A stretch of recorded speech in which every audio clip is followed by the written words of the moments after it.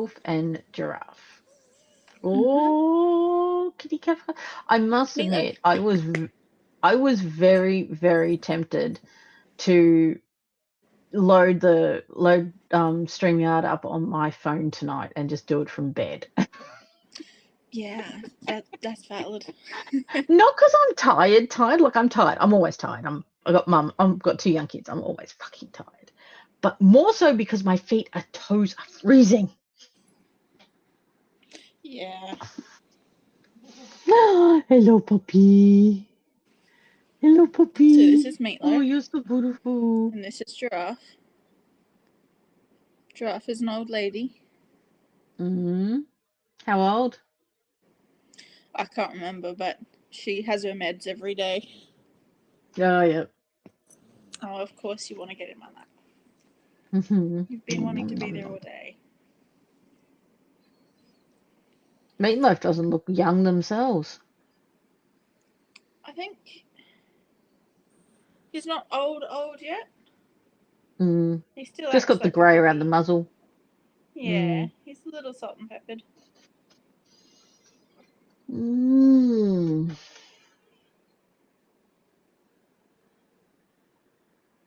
Yes, JJ, what is it?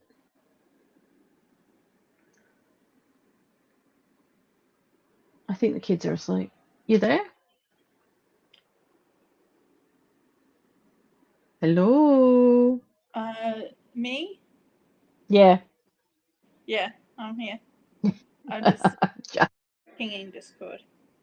Oh, yeah, I forgot to do that again. I don't even know if I'm still in the chat group, to be honest. I'm pinging the other Discord. No, I have so much shit around me right now. I was going to try to clean whilst we chatted, but I just don't think I have the energy. Yeah, that's fair. But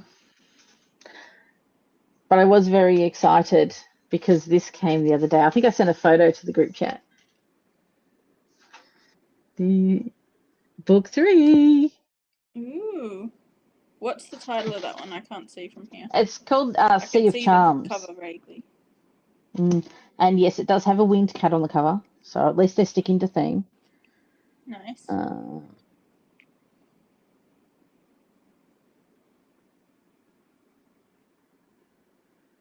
Yeah, but it's about the I think Ghosty, if they make it, might be able to clarify. But I think Marin is in both books, however briefly at the end of the first book. So they're sort of the author's like bouncing off characters, like, yeah, which I quite like. So they're all standalones, but you can read them and get like little notes from like, oh, that character's doing that now, sort of thing. Yeah, yeah. Oh, I have dear. stable internet for once. Because it's not mine.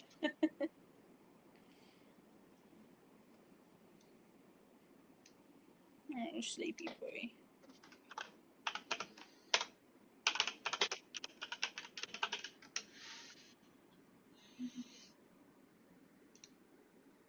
I didn't bring any of my crochet stuff with me, so I don't have any craft to do today. Oh, that's a bugger. I'm still trying to sort through all my what's it called? All my eBooks and audiobooks. So, yeah. The digital library. Oh, it's actually called the digital library. I did not really understand how many books my husband and I had collected over the years. Yeah, From, quite a lot. And well, because I had that, what was that discount one again? There was this discount email you used to get. You could get like free or really discounted ebooks or audiobooks. And when the internet first started, it was all DRM free. So, you'd buy or get something and you'd keep a copy of it because DRM free, you know. And yeah, there's just a lot. I'm in the middle of sorting D at the moment, and I've got, it's not even going to tell me how many files are here.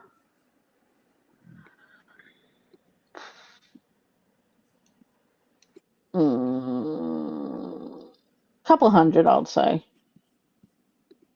Oh, maybe not that many, actually, now that I look at it. Because I'm taking out all the academic stuff. I'm taking out and putting in a separate file. So it's just like books and fiction books and some non-fiction and things like that. 338. So, but there's a lot of I'm not just up to D. Like I've done like some M's and P's, and I've done Y's and that as well. So I've done a few letters of the alphabet. But yeah, I'm getting there. I've got dried dog slobber on my jeans. Oh, that's going to happen. That is going to happen. I also ended up with dog slobber all over my laptop earlier because he decided to come and sit on me when I hadn't given him dinner yet. Oh, well, you got to feed. You got to feed him. Technically, his dinner time is between 6:30 and 7, and it was only 6 o'clock. Yeah, but he'd walked so far today. He was hungry. He did have a big walk. Didn't you have a big walk today, buddy? God, you can tell he's tired because even his favourite word hasn't perked his ears up.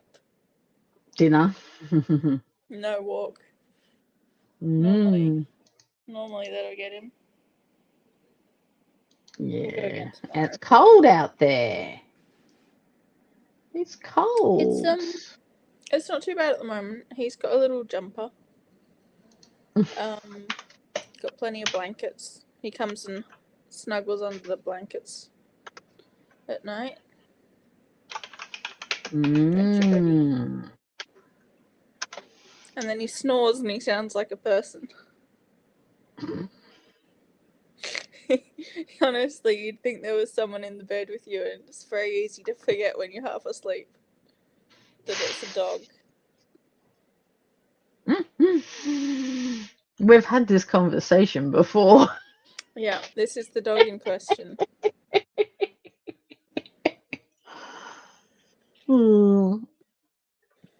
He's a cutie. I get it. Hubby's on night shift tonight, and I will actually struggle to sleep because I am so used to lying there staring at the ceiling for hours whilst he snores beside me. You gotta have your white noise machines, right? Oh, That's what they are. I've been reading. Actually, where is it? Yeah, here it is. I've got so much shit around here. I'm meant to be cleaning my desk. Let's just ignore my desk for a while. But I've been reading the new Perimenopause. Oh, yeah. And this book makes me so angry. It makes me so angry. So the entire introduction was about the author, who's a doctor, explaining, doing like the call to action. You know, we don't have much research, we don't have this, we don't have that. You know, of the $50 million set aside for research in the US, only like 10% goes to women's studies, and most of that's like reproductive. It doesn't even include menopause or perimenopause. Oh yeah. And I'm sitting there in Mark's appointment today because Mark had appointments today, and I got to read this paragraph out because this made me put the book down for a minute. In one study, researchers who looked at female patients at 3 long COVID clinics in England found that perimenopausal symptoms were highly prevalent among those ages 40 to 54, the demographic most likely to be in the perimenopausal transition. This suggests that a significant number of women presenting to long COVID clinics may be experiencing the consequence of unrecognized perimenopause, or more likely, there is an interplay present between the prolonged viral impact of COVID and the hormonal disruption.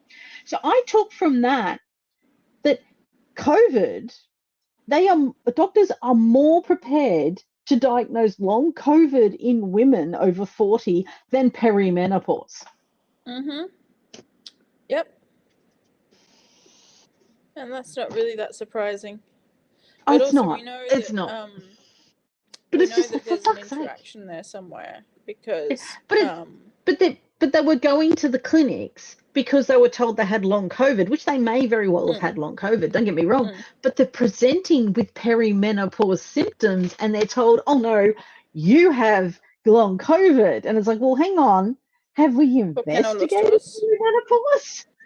Yeah, well, COVID fucks up your hormonal stuff as well. Like, that's one of the things that it Oh, does. yeah. So Yeah. if you're already It does. It does big time. perimenopause, it would make it like a lot worse. But if you're over 40, a woman, and you're suffering from certain symptoms, I would expect the first blood test you do would be your estrogen to see what your estrogen looks like. And there's another one too. I can't think of the thing, but no, but it's not. No. You must just have long COVID, or you must just be this, or you just have anxiety, and it's like, honey.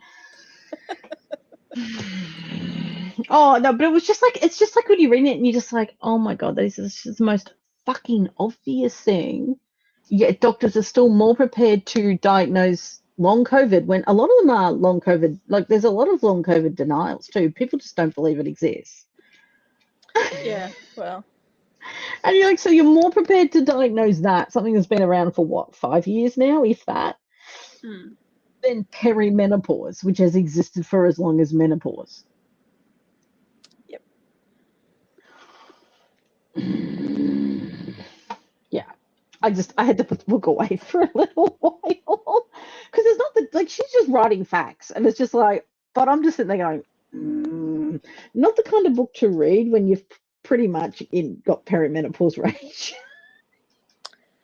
No, yes, I can see how that would be a challenge. Oh dear, it's funny though. It's funny, but yeah, I just couldn't get over it. I was just like, oh, for fuck's sake. I mean, when are they, like, was it, I saw a reel the other day. So they found out, was it earlier this year or late last year, some researchers realized that men suffer from endometriosis as well, right? Within 6 months, we now have some effective treatments for it. Yeah, and much more effective diagnostic tools as well that don't involve having to cut you open. Correct. Yep. Yep. Within 6 months of men realizing they can get it too. Not saying that's the cause, but it certainly feels like it's a factor. Oh yeah. It's very suddenly an issue worth exploring means to fix. Yep. Which is again not surprising. No, not at all. No, it was funny. I was talking to a lady at Morgan's childcare the other day, and we're just talking women's issues. Nothing's like specific, but I just said I have never been more radicalized, like leftist woke radicalized, than since I had my daughter. And they're like, "What do you mean?" I'm like, because I don't want her to go through the same fucking shit we have had to put up with for all this time. And it's like, well, like, I'm getting to the point, and I'm saying this openly, I'm getting to the point where if my daughter does not come out of her next pediatrics appointment with at least a preliminary diagnosis, I'm going to start asking the question, are you putting off her diagnosis because she's a girl? I really am, because it's been over 6 months now. That Monk got diagnosed in 3 weeks. 3 weeks. Yep. Yeah. Now I know, I understand it's a different way they've tried to do the diagnosis. So Mark went through the rather grueling 3-hour test. I mean, it's pretty horrible for a 5-6-year-old to go through that sort of thing. So I get it, but they never explained that to me. Where if they said, oh, we need evidence, we need this, and this answered, I would have said, here's all the paperwork, go for it, and we could have had this over by March. But they didn't tell me. Which is a problem in And itself, because for the process for Mark was laid out very straightforward, but then the yeah, process for Morgan has just been obfuscated the entire time. hmm And it's like, well, why are you and making we're the also process different? and and well, different clinic, so different process. Ah, well, But that could be but part with of it, also but too, the still. added thing on top of that is I've got early NDIS, early intervention funding for Morgan. Okay, that's how bad she was, that she managed to get early intervention funding from the NDIS at the start of this year with all the shit that's been happening with the NDIS, right? And we're very, very lucky to have it. But also, she needs it. But now they're just piss farting around with the diagnosis, which is the stuff that they're Well, going to need to get the but interventions to because they're actually help. piss farting around with the diagnosis, I've got her psychologist on board, I've got a speech therapist on board, I've got an OT about to start. So she's getting help, she's getting tools to cope. So when we go into the diagnosis appointment and they say, does she do this? I got to say, well, she would if she wasn't getting all the accommodations she's currently getting. Yeah. Because her behavior has now changed because she's getting the accommodations she needs to make her behavior, to make it work. Yeah. And one of those accommodations is me not working 2 days a week. So if she doesn't get a diagnosis and we don't get the support for her because we're currently getting support, do you know what I mean? It's like this cycle. Yeah. They've put it into a sort of weird catch-22 sort of thing where, Well, it's also, it's a damned if you do, behavior damned if you cycle. don't. Where it's a behavior cycle. So they're looking for specific behaviors, but we've learned over the last 12, 18 months with both of the kids how to not trigger those behaviors. Meatloaf, do you have to fart in my face? Oh, yes, of course they do. That's how they tell you they love you. So, like, it's, He's a but you gassy sort of boy. like, it's like, I have to sit there and I have to say to them, these behaviors would be occurring if we didn't do this, this, this, and this. You know, but if we had had the diagnosis in January when she was really bad, it would have been, it was a shit ton more obvious. Yeah. You know, she's also learning to mask. The older we get, the more they learn to mask. And that's one thing the actual head of the pediatrics told me. He said, oh, yeah, we want to get them early because they learn to mask and it gets harder to diagnose them, particularly girls. It gets really hard to diagnose girls as they get older. And I'm like, yeah, of course it does. Because I know the shit I've gone through over the years.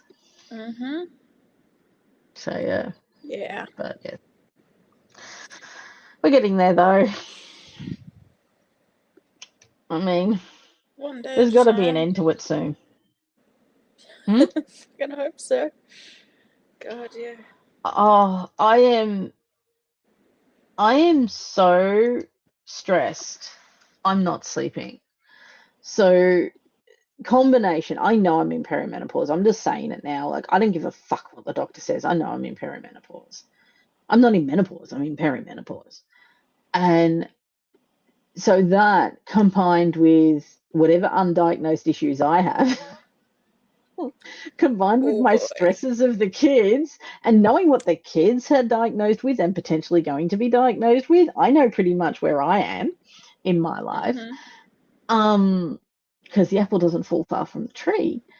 And I, like, you know how cold we've been lately here in Melbourne? Like, how cold it's been? I am waking up in the middle of the night with my cooling blanket on and I've tossed the doona off. Oof. I'm just like, yeah. It's yeah. Yeah. I'm not sweaty, but I've noticed that I'm tossing the nice warm doona off and just sleeping with a cooling blanket in Melbourne winter. And I'm like, yeah, no. You're talking to someone who used to have 5 blankets on the bed and the doona and 2 doonas. Because I hate the cold. Well, I don't hate the cold. I just get cold usually. So yes. They really should start doing bundle deals, family bundle deals on diagnoses for stuff that's hereditary. I had I had one of Mark's specialists turn around to me and say, "Would you consider getting diagnosed yourself?" And I'm like, "I've lived my whole life without without being diagnosed. I've got coping skills. Yeah, okay, they might not be the most healthiest coping skills, but they're coping skills. And as long as I'm still functioning, I really don't give a shit. I'd rather just spend my time getting the kids looked after.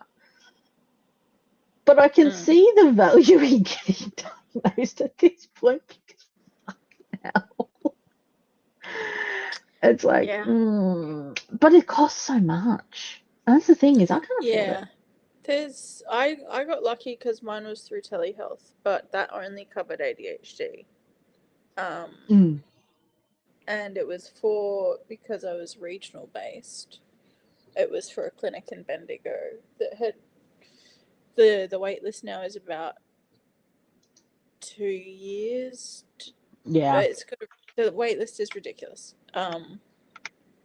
Because not only do they have all of the new clients wanting to come in, but they have to do yearly follow-ups with all their existing people that they've diagnosed and review every year whether they want to stay on medication or whatever, because it's a restricted thing for ADHD medication. I love that. It's so restrictive because it's so addictive. You're talking to people that would forget to eat until they're so sick they're going to pass out.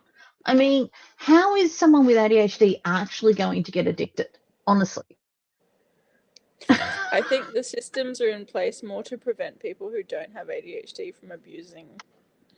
Yeah, but once you're diagnosed, though, like at the end of the day, once you're diagnosed, it's like, well, hey, hang on, you're diagnosed, It's pretty straightforward for me. Like, well, for me at least, I've only had to do like once a year with a psychiatrist, and that's bulk billed because it's telehealth.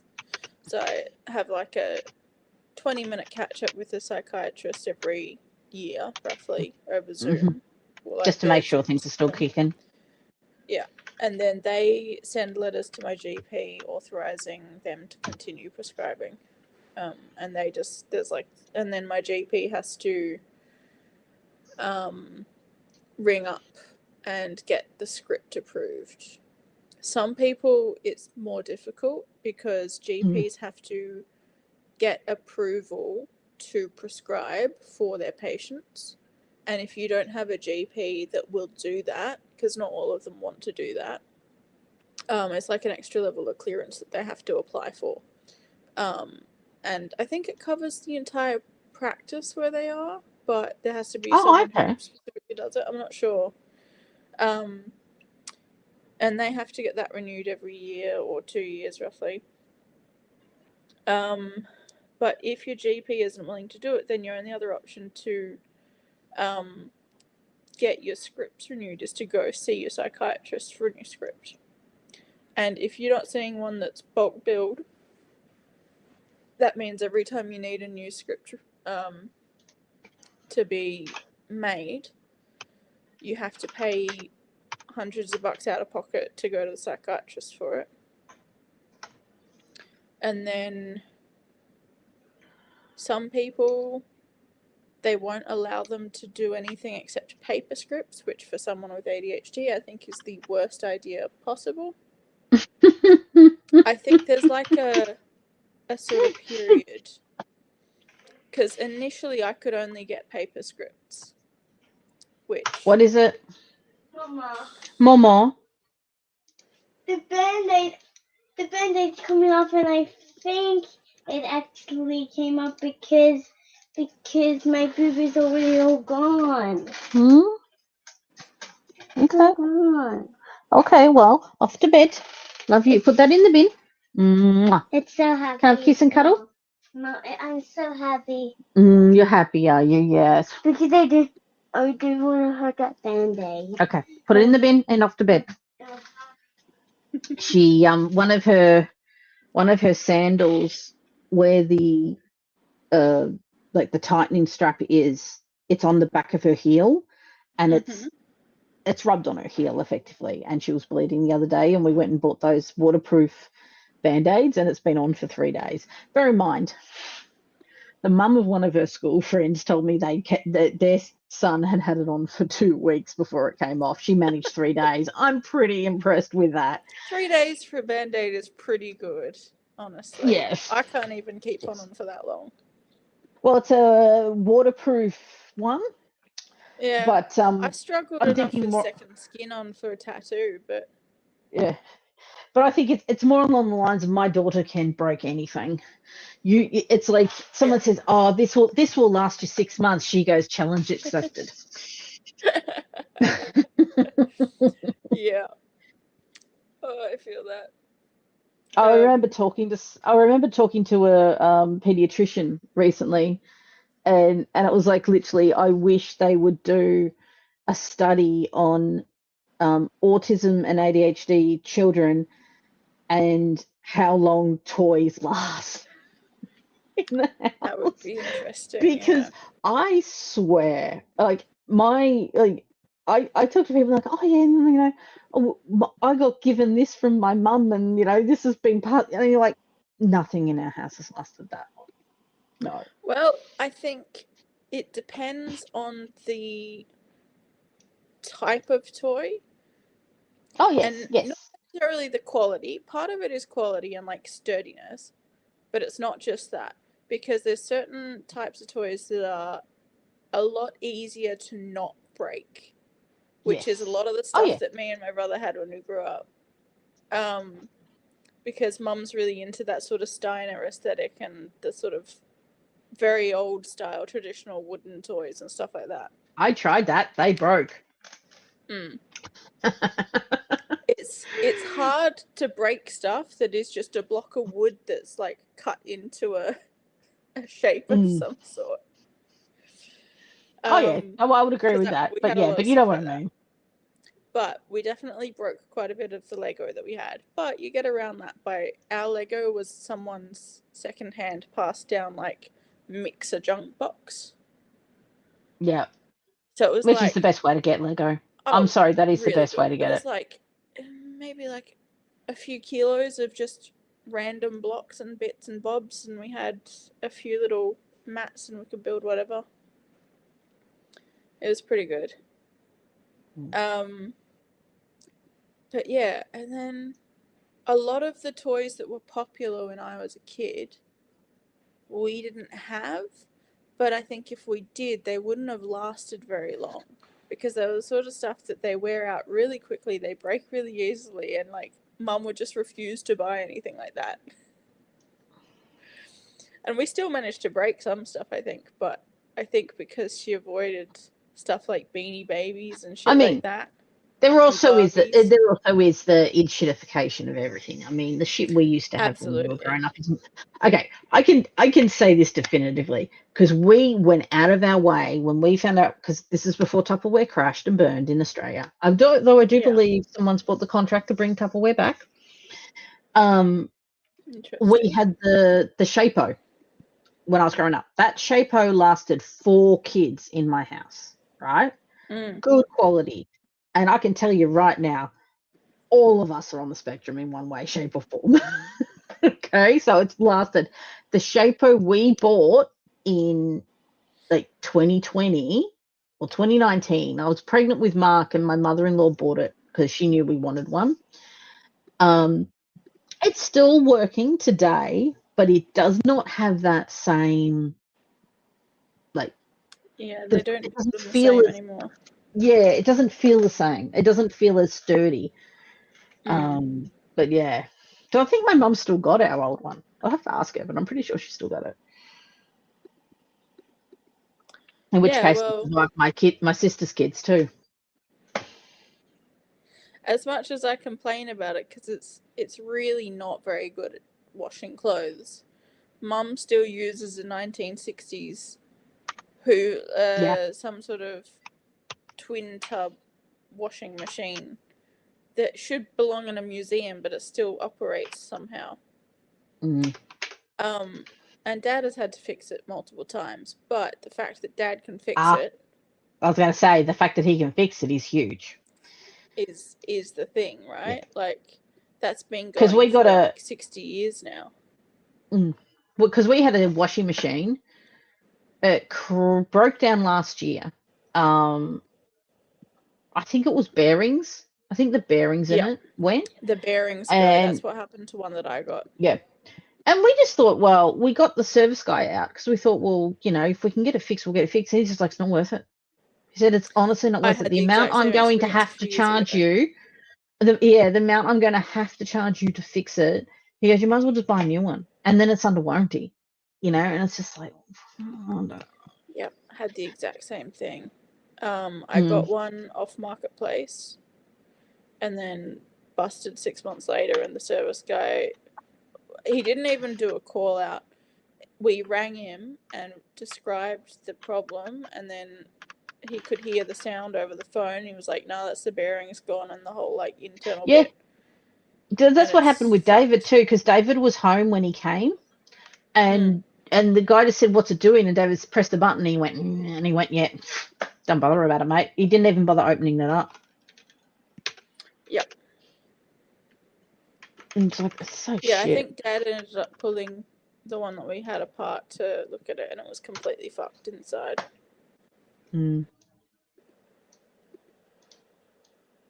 So that was annoying.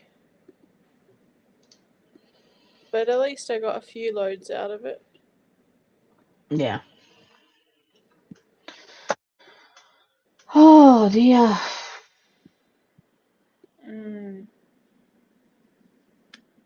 Yes, indeed.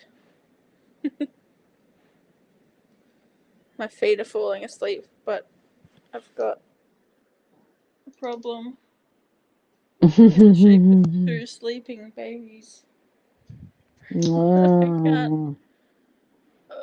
can't feel my toes.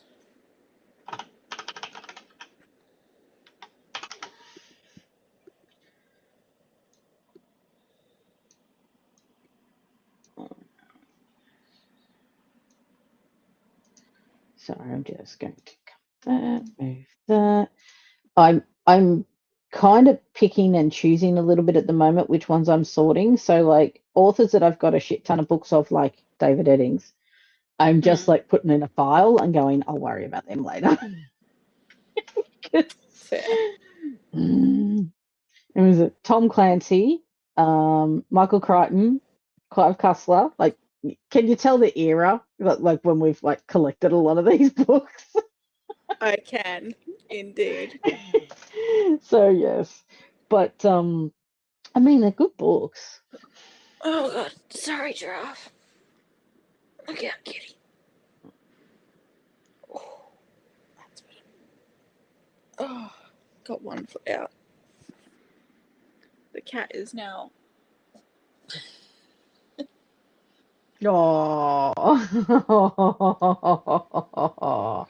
I'm sorry, yep. baby. I still can't feel my foot properly. That was Eddings too, I think. I think that was Eddings too. The Diamond Throne. That's Eddings, isn't it? The Diamond Throne? Yeah, it is. It's Eddings. Wouldn't have the foggiest. No, it's a good fantasy.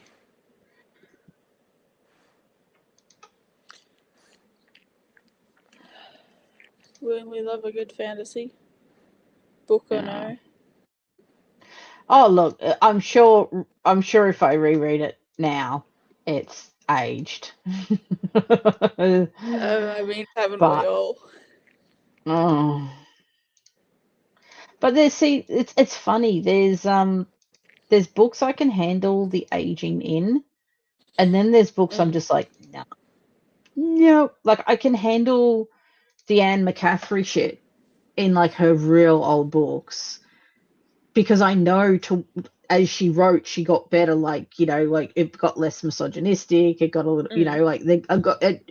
You can see like the evolution from like late 70s through to 90s and the early 2000s as she was writing, and obviously her opinions on things changed, and she grew opinions on things. You can really tell. But then there's other authors that I'm just like, I go back and I reread them and I'm just like, no.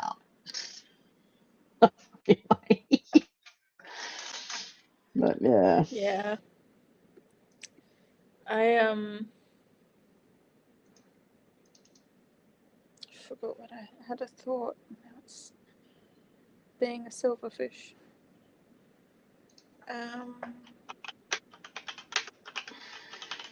That's right. I saw. I don't remember. Maybe you sent this to the. Maybe one of us put this in the group chat. But I remember. Do you remember that reel where the person was talking about seeing someone on TikTok complaining or seeing a review? I think it might have been a Goodreads review actually, rather than a TikTok review. They're talking about a review for a book that was written set in 2020, but it was written well before that, like it was set in a future setting. Oh yeah. And this review was complaining about the fact that it was set in 2020, but they never mentioned COVID once because the book was I don't think that was me, but yes. Yeah. No, it's so true. And the person was like, so here's this thing about time. It would be more concerning if they mentioned it. I think it was partially in relation to the discussion of publishers editing books to change the references to make them more current. Yes. And they were like, I hate that. Would do that? I didn't even know that was a thing, and I hate it. The idea of a book that used to say, that was written in the early 2000s, talking about watching TV and changing it to, do you want to come and watch TikToks or something like? Okay, look, I'll say, oh my God. Yeah. Okay, like for instance, like with my book, Descent. Yeah. When I wrote that 4 or 5 years ago, I did use the word, I think it was whore and prostitute for some people. And when I did the update, I had learnt that what do they call it? Streetwalker is a much more acceptable term now, for people in that profession. They prefer something like that. So I actually changed it to grill worker because obviously they're on a space station. They have grill walk instead of streets. So I just thought that was a nice update of terminology. But it's not because I'm dead and it's 40 years later and someone's decided to completely rename things. Yeah, do you get what I mean? Like it would be like someone coming in and putting things into June, like changing words in June. Yeah. It's just or why? Lord of the Rings. It'd be like the publishing house deciding, oh no, we need to update it with modern terminology. Oh God, can you imagine Lord of the Rings, but in No. in can you imagine Lord of the Rings? Opening with slang. Bro lived in a hole. The Hobbit opens with bro lived in a hole. No cap. I still can't get over that bro in Beowulf. I'm sorry. I get what the author, I get what the translator was doing. I understand what the translator was trying to do. Very similar to what Emily Wilson's done with the Odyssey, and that with trying to give it a fresh approach. I just couldn't. I just can't. Not bro. I'm sorry. I hear it every fucking day from my 7-year-old. I can understand the intent. Yes, I can understand the intent. I fucking hated it. Oh. I'd forgotten about that bra thing. Oh. I'm going to rant about that for a while. I won't lie. It's such a specific choice. And the translator, to their credit, actually addresses it in the introduction and why they did it. This is fair enough, but still, fuck no. I don't have to like it. I accept you made a decision. I just think the decision was a It was fucking wrong. Yes. stupid one. You know, it's like that saying, there are two people in this world. There are people that believe pineapple belongs on pizza, and there are other people that are wrong. I'm sorry, but bro in Beowulf is wrong. When it comes to pineapple and pizza, I enjoy being wrong. Me and David have a good laugh. I don't care, but me and David have a good laugh because we cannot understand how both of us love pineapple on pizza, right? Both of us really like it. We cannot understand how we produced Morgan, who refuses to eat pineapple on pizza. That is ironic. It's like how the fuck does that work? Is it like a recessive gene or something? It's like getting a blue-eyed person from brown-eyed parents. It's technically possible, but that's unusual. No, it's happened in this house. I'm brown-eyed, which is meant to be a dominant gene. But I obviously have the recessive blue gene from my dad, who must have had the recessive blue gene from his mother, who had blue eyes. And so both of our kids have ended up with blue eyes. Mark's got blue eyes very close to his dad's, and the same color as dad's, and Morgan's got blue eyes that are very, they're my grandmother's blue eyes. So one of them's like grey blue, the other one's like a steel blue. They're slightly different. But yeah, it's just interesting because yes, technically I have brown eyes. You would think the kids would have brown eyes because that's a dominant gene, but apparently I've got the recessive gene somewhere in my system. So yeah, me and my brother have a very specific blue eye gene that I think now I know one of the kids has it. I think two of the kids have it as well. 2 out of 3, because my sister-in-law does not have blue eyes, so she's only got one of the recessive genes. She's got sort of hazily green. So the eldest has the same sort of color eyes as her, and then the middle and the youngest currently, I think, are both. I don't know if they're the exact same as me and Gil. I think the middle kid is the one that's the closest from memory. I haven't seen them in a while, so I'll have to check next time I see Edie. But it's like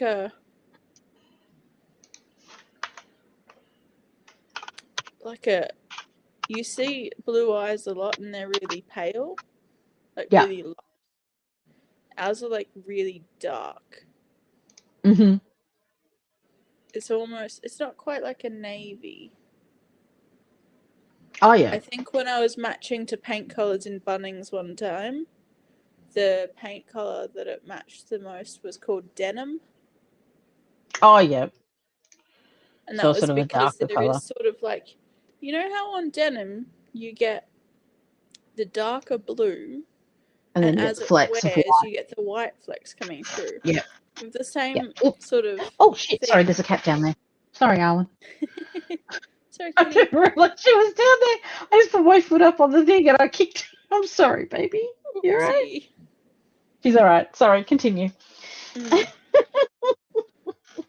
But yeah, it's interesting because Mum and Dad's aren't exactly the same. They're both darker blue, but me and Gil both have the exact same.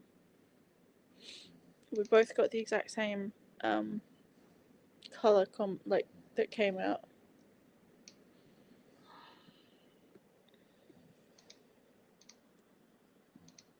Which our other brother doesn't. He's got hazel eyes as well because his mum doesn't have blue eyes either.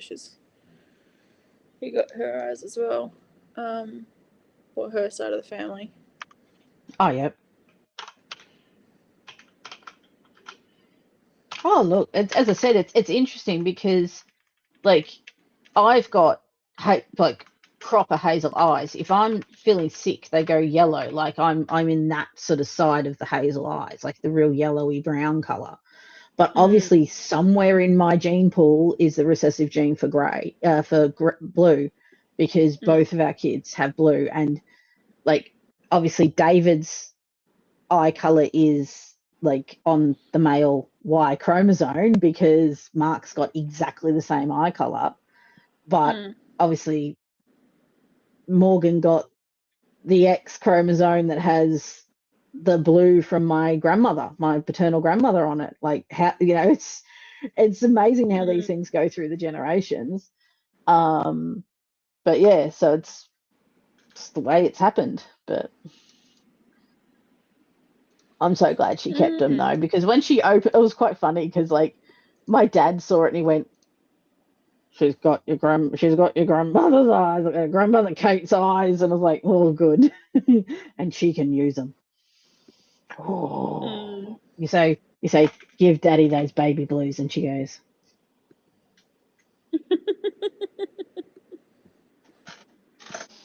She's a cheeky little shit. And with her glasses now, because she's got glasses now, she's learned to do the teacher. She goes, I'm being a teacher, Mummy.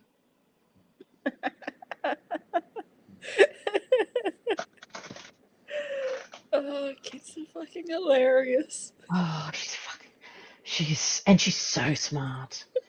She's so smart.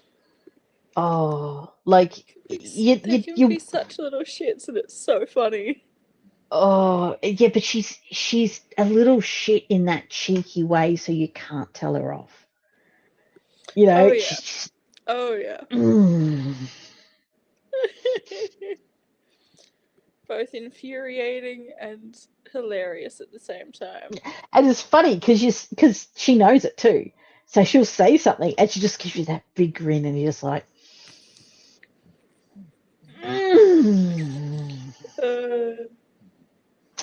that kid can throw.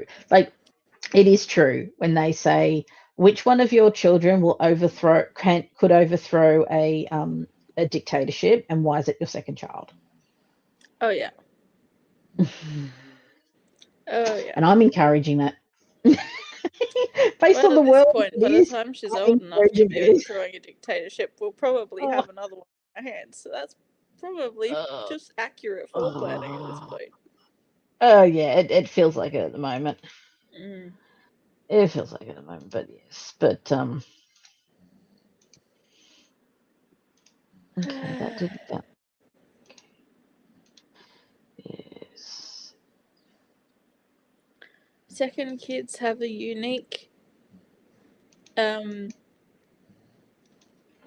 advantage, I guess, in that they get to watch their older siblings make all of the mistakes before they do them, get punished for them, and figure out how to do the exact same thing without getting caught.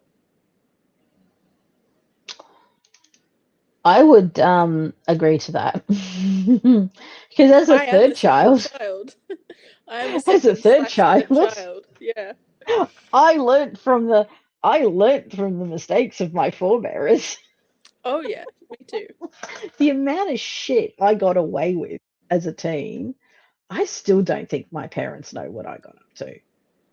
Oh, me because neither. I learnt from the mistakes that my brothers made, so I wasn't obvious about it. Like, you know, you learn. Yeah. Yeah. You learn the art of subtlety. See, my brother. Technically, I'm the third kid, but I'm also the second kid because I got a half brother who's the eldest. But me and my full brother were the ones who grew up together. Johnny had already moved out by the time we were little kids, so we never lived together. So Gil had all the eldest kid problems, even though he's technically got an older brother, and I got all the youngest kid second kid bonuses, which mainly involved, I wasn't as much of an extrovert, so there was like, oh god,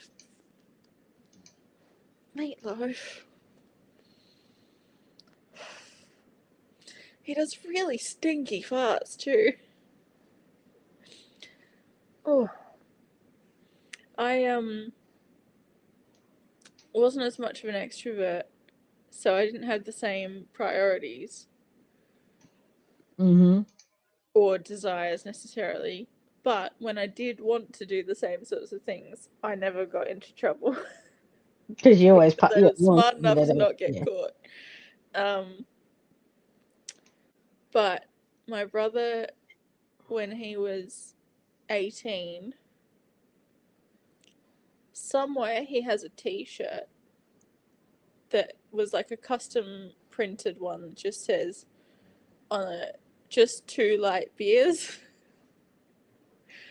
Because anytime he wanted to go to a party once he turned 18, my mum would find out. He was the driver. No. My mum would find out who was going to be the responsible adult at this party and would ring them up and tell them that he was only allowed to have 2 light beers. So it was after he was 18. In a very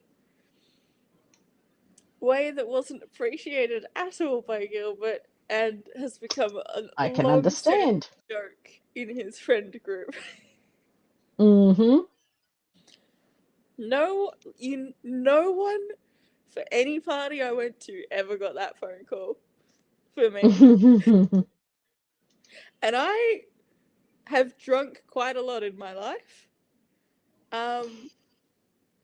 However, I guess technically I was not the same sort of binge drinking risk at 18 as Gilbert. I waited till I went to uni to truly have fun with that.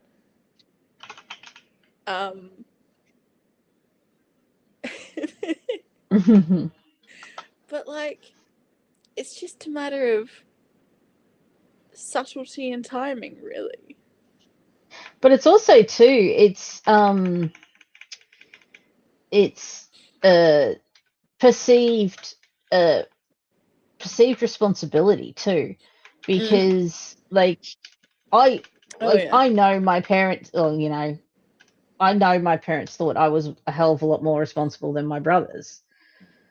But that's only because, well, I mean, in a way you are, because you're not getting caught doing the dodgy shit. Exactly.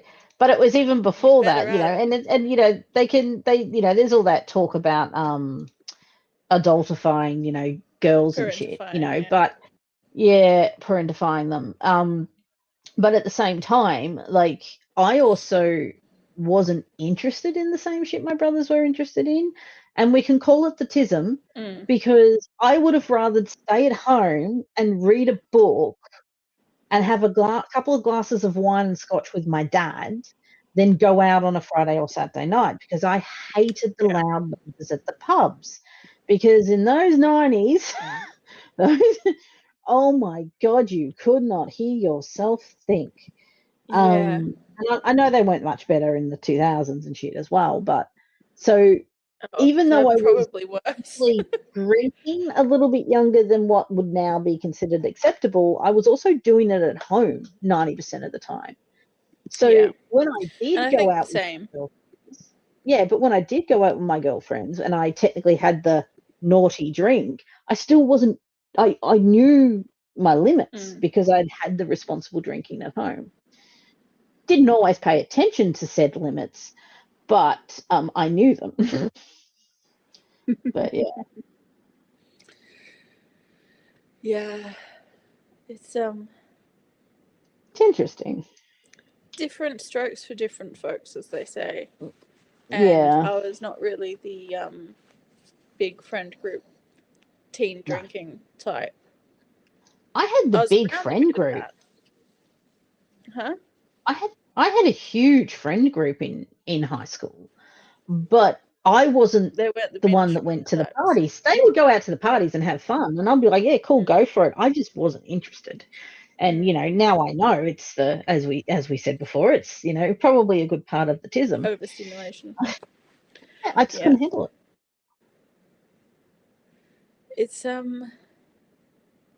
It's interesting as well, because when it comes to stuff like at school and the shit you get up to, I when it comes to stuff like computer labs, and they had restrictions on social media and stuff on the school's internet. I spent 4 years at this school. I spent a lot of time on Facebook at lunchtime in the computer lab, or doing stuff specifically on sites that were meant to be blocked by nothing like super dodgy, just catching up because I didn't have internet at home. But I never got caught, and there was like 2 other girls in my year level who were like constantly getting the ban list updated with new proxies for Facebook. Because they just wouldn't have the sense to close out of a tab as soon as the teacher walked in. They didn't know hotkeys. They didn't know how to switch tabs quickly and then close the one that wasn't meant to be open. And so, I'm pretty sure all of these computers were linked into a mainframe where they could see our browsing history as well. They couldn't back then, honey. They didn't have that kind of sophisticated technology back then. Well, no, because Rod would have to look up what proxy site they were using so that he could add it to the block list. So I think there was a way for him to see which sites. Blocking's different. Blocking's different. Blocking is just a list of sites to block, but they couldn't see the screens like they can now. Like now they can see the screen, but he could see the URLs. Yeah, I think he could get a list of URLs that you visited. Yeah, but you'd have to get onto the computer and look at it. Yeah, and it would have to be specifically through whatever user was logged in. Because I was smart enough to change the fucking tab, if he'd looked at my history, he probably would have seen that I was also on Facebook. But the funniest thing was, for the last 2 years, at least, I was accessing Facebook without using a proxy, even though, and YouTube actually as well, Facebook and YouTube, I was accessing them consistently, despite the fact that they were URL blocked through the school's internet, without having to use any proxy. So even if he'd gone on and seen my history and seen that I was still somehow managing to get onto Facebook and YouTube, he wouldn't have been able to block it because they were already blocked and I still had access. So he wouldn't have been able to change it. And the reason I got there was because I don't think he was... I don't know whether it was limitations with whatever tech they had at the time, because this was like 2012. But the blocks worked if you went to the exact URL, like the login page. Yeah, but if you went to a sub page, you're fine. But if you went, or for YouTube, if you accessed it through like the new tab page and then up the top corner where there's the like YouTube, Drive, Google Docs, those buttons in the top right hand corner. If you went on the YouTube one from there, it took you straight in. And for Facebook, I circumvented the block by accident one day because I was looking up, I needed to hire a wetsuit for school camp, and I was looking up the rental shop, and I clicked on a link from like a Google search to the rental shop, and it took me to their Facebook page. I hadn't realized initially that it was their Facebook page that it was going to take me to. I thought it was their website. But the page actually loaded, and then because I wasn't logged in, it gave me the option to log in the top corner. So I logged in and went to the homepage, and then I could just get on Facebook whenever I wanted. Yeah. That sounds like the circumvention of like using a sub page, because these blockers used to block like the main page, but they didn't always block all the sub ones. Yeah. No, well, look, I mean, we didn't have to have that kind of security when the computers first started in my school, because there was no such thing as Facebook. Yeah. There was no such thing as... There was MySpace. Oh, yeah. It was And there also probably funny. will be again. Oh my God, I can't believe that they're going to relaunch MySpace. I also managed to get the internet password for a while, and then I gave it to a couple people in my year level because our locker room was right next to the computer lab, so we could access the Wi-Fi from our locker room. Oh yeah. And so I managed to have it for like a few months, I think, or maybe it was only a few weeks, but I think it was a few months. And it was only after I gave it to a couple of other people, and then someone gave it to the year below us, and they couldn't keep their fucking trap shut. And then it got changed because they realized somehow the students had gotten the Wi-Fi password. I was the one who got the Wi-Fi password. No one knew it was from me, though. Betty, stop slobbering on my pants, please. Here, have the blanket.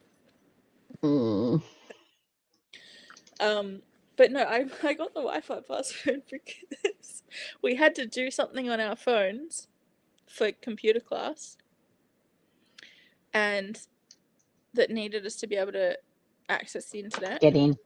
Yeah. And so he would take our phone, put the password for the internet in, and then when we were done, he deleted the network from our phones again so that we didn't have access anymore. Fair. But I watched him type it in and just remembered what it was. It was something really basic as well. I can't remember what it was exactly, but it was like not a super hard one to remember. And so once they deleted it, I just went and logged back on again. And that was great because I didn't have Wi-Fi at home, so I would just get to like have it at school a little bit or at the library. Until the fucking year 11s couldn't keep quiet about the fact that they had the Wi-Fi password, and then obviously everyone found out, and the teacher found out and changed it. They still never knew how they got the password. They just figured out that someone must have got it.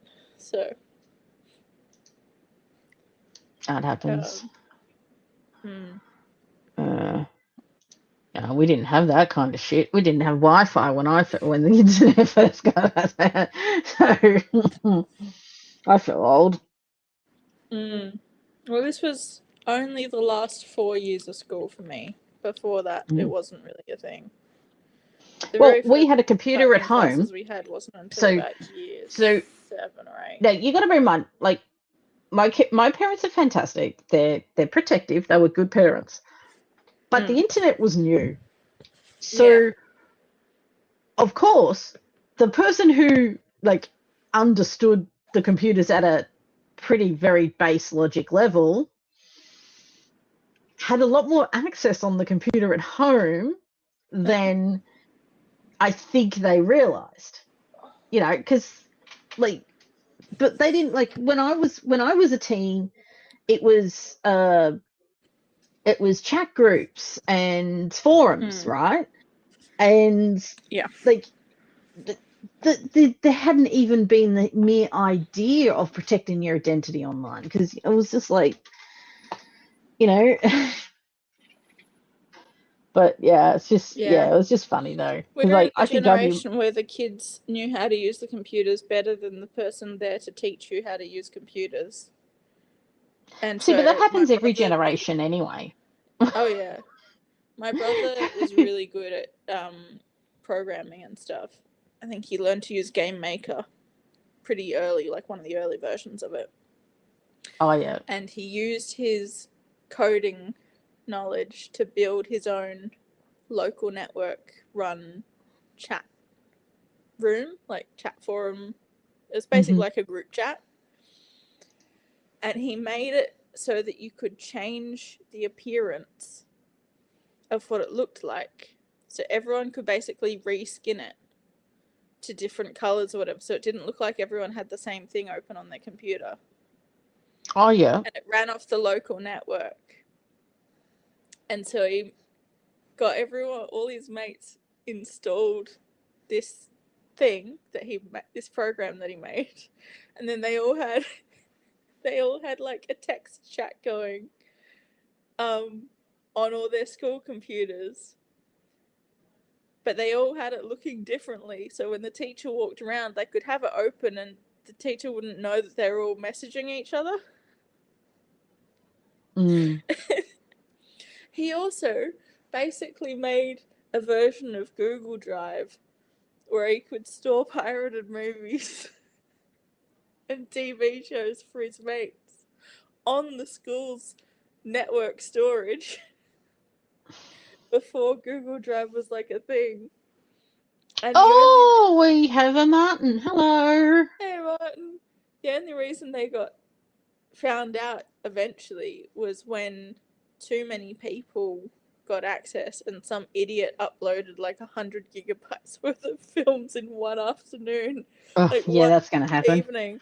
And so the school was like, wait a second, why is our network storage suddenly full? That shouldn't happen. We've been having like, fun trading old computer stories. It started as second kids learn from their elder siblings how not to get caught doing the same shit. But yeah.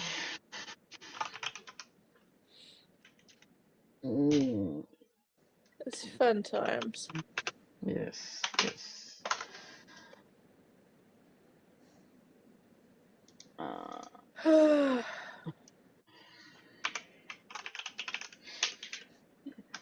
Speaking of stuff we shouldn't have been seeing on the internet, do you remember the old Pirate Bay website if you didn't have ad blocker? Because I had ad blocker and I completely forgot. Remember how we were having that discussion about being overstimulated? Pop-ups are your friend. Yeah. I had ad blocker and it had been long enough that I'd had ad blocker that I'd forgotten what the ads that you had were ad blocker. on the site until I was showing my friend how to use Pirate Bay and they didn't have ad blocker and I was like, oh yeah, you might want an ad blocker. Yeah. Pirate Bay was great. And what was the other one? LimeWire. LimeWire. Yeah, LimeWire. That used to be great. Yeah. This little Jean got called into film studio to do overtime, so I watched the Sean Connery. Oh, Ooh. God. I don't think I've watched that in a long time. Sean Connery. Wait, have I even watched that one? I know of it, but I don't know if I actually have seen it, and if I have, it was a very long time ago, and I'm very foggy on the details. But yeah. I am currently unable to move because I have both a dog and a cat sleeping on me. Hence I actually came to the... Now, I know they're going downhill a little bit, but I did come to the conclusion today, this week. I actually have realized I have not watched a single Tom Holland Spider-Man. Don't ask me how I've managed it. Yeah. I've watched all the other MCU shit, but I just, for some reason... Okay, I watched... It is very teen drama. The original... Yeah, but that's it. I watched the original and I watched the remakes with the other two guys in them. And when it came out, I was just like, I don't have the energy in me for another teen angst show. I just didn't have it. And so I never got around to watching them at all. And now, like, everyone's going on about how good the new one is. And I'm like, oh, maybe I should actually, like, fight my instinct that it's going to be full of teen drama and just watch it. You've seen Civil War, right? Yes. Yeah, because that's his first appearance. Yeah. The first one is basically just every Spider-Man 1 movie, but yes and no. I heard they have gotten rid of his origin story. He's already Spider-Man. Like, he's already Spider-Man. They don't have this. That's they true. don't. He's already Spider-Man. It's just MJ and his friend and stuff. Yeah, they got to find out what's going on. Yeah. And Aunt May is hot, and Tony Stark flirts with her. I've seen the memes of that. I've seen the memes on that, and I just find it classic where they go like, a person in their 50s in like 60s, and it's like this old crazy person, and a woman in their 50s, it's just her, and it's like, yeah, they're not wrong. They're not wrong. Massive but Tom Holland probably the best. Oh look, I really enjoy when I see him in the other movies. It's just, it hasn't occurred to me that I hadn't actually sat down and watched them. There's what, 3, 4 now. I just hadn't watched them I've seen because 3. The they're not fourth one must so be the new one. They're not like watching Captain America and Captain American Civil War that lead into the Avengers movie. Like, you don't have to watch it to understand Phase 1, which is Here's sort the of thing I do really like about the Spider-Man Tom Holland ones is there's a really fun dynamic that you get more of in Endgame and stuff, obviously, but you get a lot more of the Tony Stark mentorship dynamic, because he's obviously, Spider-Man is an orphan living with his aunt, and there's no Uncle Ben in the MCU ones, so he doesn't have any father figure in his life until the point that Tony Stark comes into it.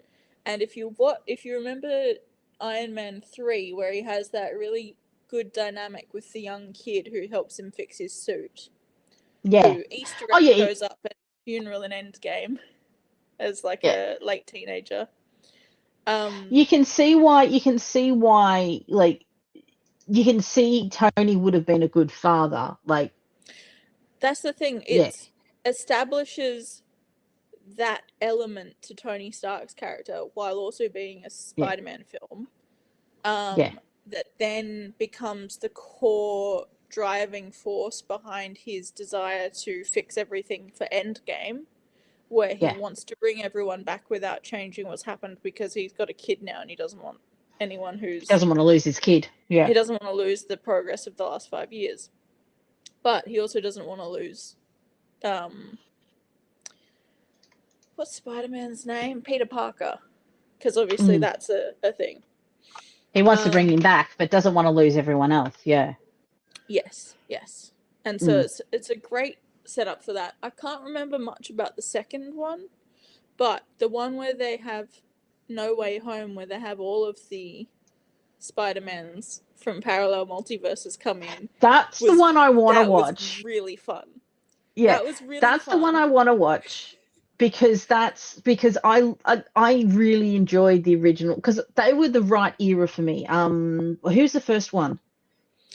Tobey Maguire and Andrew Garfield. Yeah, which, yes, I could see you never cared for Tobey Maguire, Martin, but Tobey Maguire, like, the original Spider-Man movie, the original superhero movie was Spider-Man, Tobey Maguire. That's what we would not have the Marvel Cinematic Universe if that film had flopped.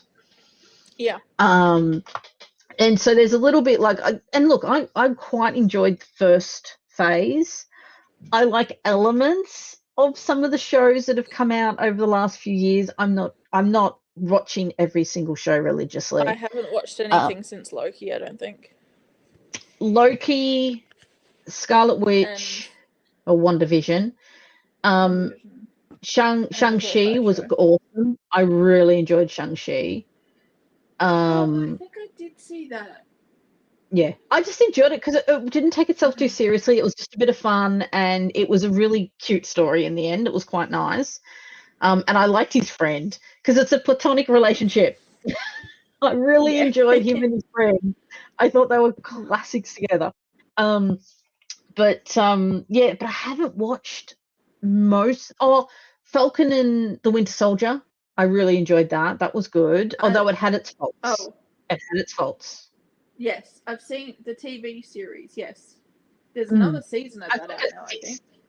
Is there? Oh, okay. Really enjoyed seeing Tom Holland and Zev film last week. I still haven't seen the Captain America that follows on from that yet. No, I haven't either. But yes, totally agree. I've been getting a lot of their interviews, like a lot of the interviews with them in the in my feed at the moment, because they're pushing it. They're obviously pushing it through the algorithm. But it's just cute. They're such cuties. But I really need to move because I'm cramping, but I can't move because I got dead weight on me.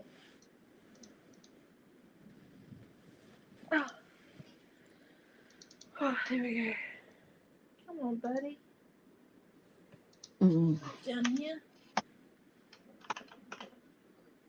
Oh, man. Alright. The dog is now at the laptop rest.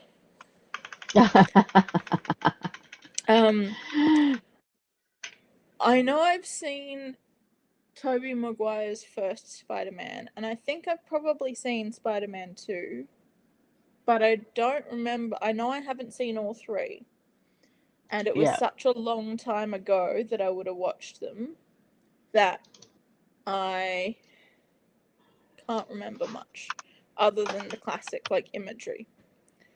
But I feel like I've seen both the Andrew Garfield ones. I've seen them, but I don't remember the them. second one. I honestly do not remember the second one other than Gwen snapping her spine. And so that makes me question whether I actually watched the full movie or if I've just seen those clips. Look, I've accepted the fact that I've had 2 kids within like 2.5 years, and my brain is. There's some books that I pick up that I know I have read multiple times, and I'm like, I have no memory of this. The old Gandalf meme. No memory of this. I reread a fanfic this morning that I have definitely read before, but it was long enough ago that I was like, I'm gonna read this again. It's enjoyable. Yeah, and that's it. Yeah, so it's sort of I know, like, because I used to work in a DVD store. Like, I know how many movies I have owned over the years and watched. Like, that was my job. I used to sell people DVDs, and it was my job to know whether or not the movie was even worth watching. And so, like, I know I've watched a lot of films, but do you think I remember half of them? Nope. I wouldn't even be able to tell you what Marvel movies have come out in the last 5 years, honestly. I'm so out of it. Yeah. Yeah. I'm after Loki, Loki season 2 just was perfect, and I just went, nothing can top this, so I just stopped watching. Loki season 2 was the perfect sort of end for stuff. But see, I am really hoping they bring Loki back for the next Avengers film, like because it's all multiverse, and it's all about like the incursions that are happening between the multiverse realms. It's like, well, you got to have Loki. He's currently holding the fucking multiverse together. I mean, if they don't have Loki in it, then what are they doing? I would really like to see somewhere down the line. I like Liam Neeson. Thor having some I want to see some sort of conversation. Thor stumble upon Loki holding the multiverse together and realize that's where he's gone, and get to see them reunite without Loki leaving, because Thor currently is just sort of like has given up on that relationship, and to have the his brother's dead. At the end of the day, his brother's dead to him. But I think it's what I think would be really good is that, like, it's, yes, I'm that Loki, but I'm not that Loki. Like, it's that conversation about how when they screwed up the timelines, he became a deviant, and he's gone in that direction. He also got to relive that timeline through watching it. Yeah. Through watching it. So he is that Loki. And you sort of get the impression in the TV series, you get the impression that he was watching it, he was reliving it, like it was if he was living. You sort of get the impression that he lived through it, because his personality changed so quickly. You're like, well, it wasn't just him watching someone else's life, it was him watching his life. It was a really clever thing to do, character development wise, to be able to justify a massive character shift. One that we've already seen take place over multiple movies and long span of time for the character, to get the character from point A to point B in their development arc and then go, where can we go from here? Because the interesting point that they were at when he died in the golden timeline, whatever the fuck, was the point where the character was like, that's the interesting character that you want to put through all the shit. Because it's a character that's had the arc start to happen. Yeah. And he's learned from his mistakes. He's learned from his lessons. He knows he's not the perfect person, which he thought he was, and now he's open to think. But also too, it's a classic on it was a classic sort of push against a lot of these remakes and reboots, where ironically Spider-Man, you're seeing and X-Men and all that, you're seeing all these reboots happen constantly, and you're like, I just want a new story. I just want something different. So what did they do? They gave us a reboot of a sort because the character lived, because they got away, but then they gave us the satisfaction of seeing him go through what he learned so he could move forward and do something else. It was a very interesting way of doing it. I thought it was very well put together. Oh, aren't you precious? Aren't you precious, giraffe? I don't know how much you can see because it's a black kitty on a dark background. It's a void kitty. It's a void kitty. She's so precious.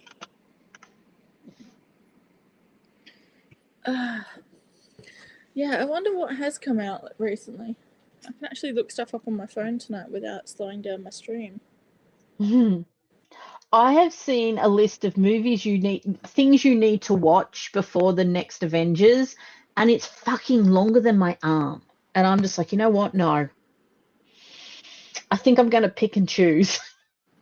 I think there was a Fantastic Four movie. Obviously Eternals, which wasn't too bad. I did watch that one. I didn't mind that one. People shit-canned it, but I didn't mind it. What else was there? Shang-Chi, Captain America, which I haven't seen. A lot of TV series, like a shit ton of fucking TV series.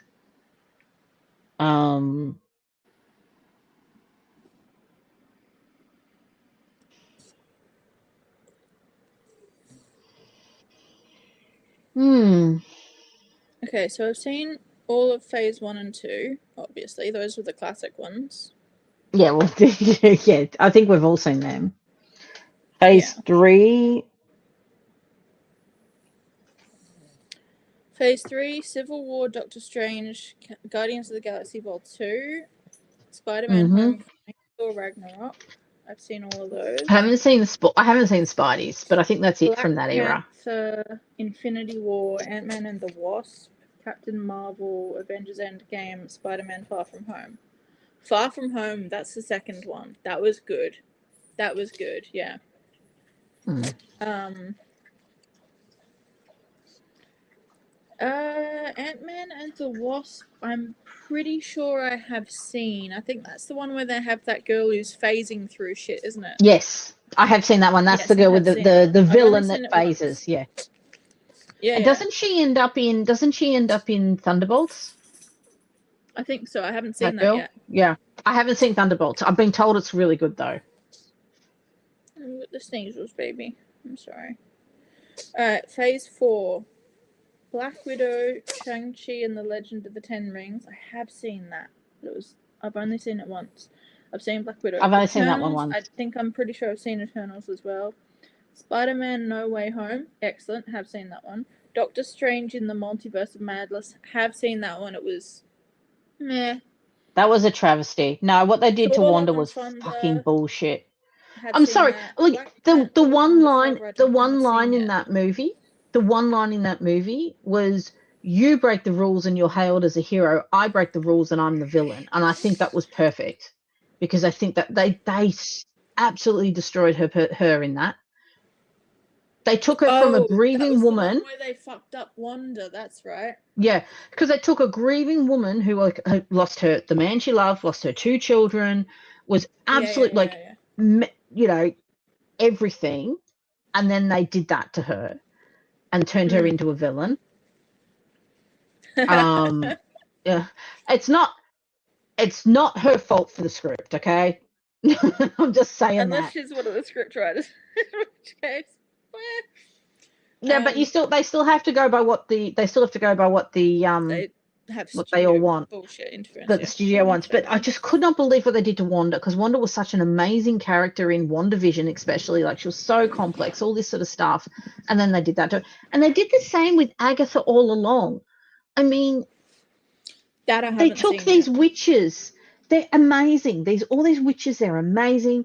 They took the storyline of the witch's path, like the witch's way, which is in the MCU is a real thing. And then they decided to make it the dreamscape of a young boy. They effectively went, right. I haven't all seen these Agatha women witches mean nothing. But I've seen the review of it from Council of Geeks. I think you saw me. I think you had me ranting on the stream one night too. I could not believe it. One of it though as well, because she said similar. I agree with Vera. That's all I say. I agree with Vera. Yeah, because it's just Phase 5. So I haven't seen Black Panther: Wakanda Forever. I don't think that's the last one of Phase 4. I've seen bits of that one. I've seen bits of it, but I haven't watched the whole show. Seen the full thing. Yeah, buddy.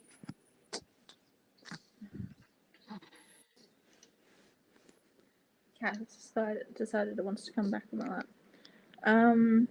Now we get Phase 5: Ant-Man and the Wasp: Quantumania. Don't think I've seen it. Guardians of the Galaxy Vol. 3. That one I did see. That one's about Rocket. David's watched it a couple of times, and I've seen like the start of it, and I've seen the middle of it, and I've seen the end of it, but I haven't actually sat down and watched the whole show, but I don't think I need to. I know what happens in it. Like, I don't need to watch it. But that one focuses on Rocket and what happened to Rocket. I thought that was the one with Thor in it still. No. I think Thor... Yeah, well, Thor's in it, but I'm pretty sure it focuses on Rocket. Like, completely focuses on what happened to Rocket. Because Thor leaves at the start. Had some other gods and stuff. No, that's Thor Love and Thunder. Guardians of the Galaxy and Thor Love and Thunder, aren't they? No, hang on. Oh, all of the movies are jumbling up in my head now, and I can't remember which is which. Yeah, don't worry. But no, Thor leaves. I don't think Thor's in Galaxies 3. Even if he is, it might be just at the start and he's leaving them. But I'm pretty sure it's Love and Thunder, which is the one where Jane comes back and he ends up with his daughter at the end of it. Yes, I remember. I've seen that one. Guardians of the Galaxy Vol. 3 is Rocket. Thor was in it a little bit. I think he's at the start, but then disappears, like, because he goes off on his own adventures. Maybe, but I don't know. But it's more about Rocket, and it's about them, because obviously Gamora is not the Gamora they knew, so it's them sort of her figuring out who she is and what she wants to be in this world as well. I am not sure if I've seen it. I might have seen it, but I'm having trouble remembering. But all the others, I've seen enough of it. Yeah, I've seen enough of bits of it, like off and on, like just sort of walking and watching half of it with David or whatever, that I think I wouldn't be lost if I came in halfway through the film and started watching it. I'd sort of know what's going on, sort of thing. But I haven't actually sat down and watched it. Yeah. Yeah. Ant-Man and the Wasp: Quantumania, I don't think I've seen. Guardians of the Galaxy Vol. 3, let's just say I haven't seen it because I can't remember. The Marvels, I haven't seen. Deadpool and Wolverine, I still haven't seen. Captain America. Oh, that's worth it. That is so good. I have not watched the other two Deadpools. I have not watched the other two Deadpools.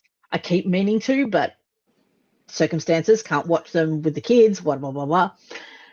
Deadpool and Wolverine, I had to watch because it had Logan in it. And Logan has always been one of my favorite X-Men.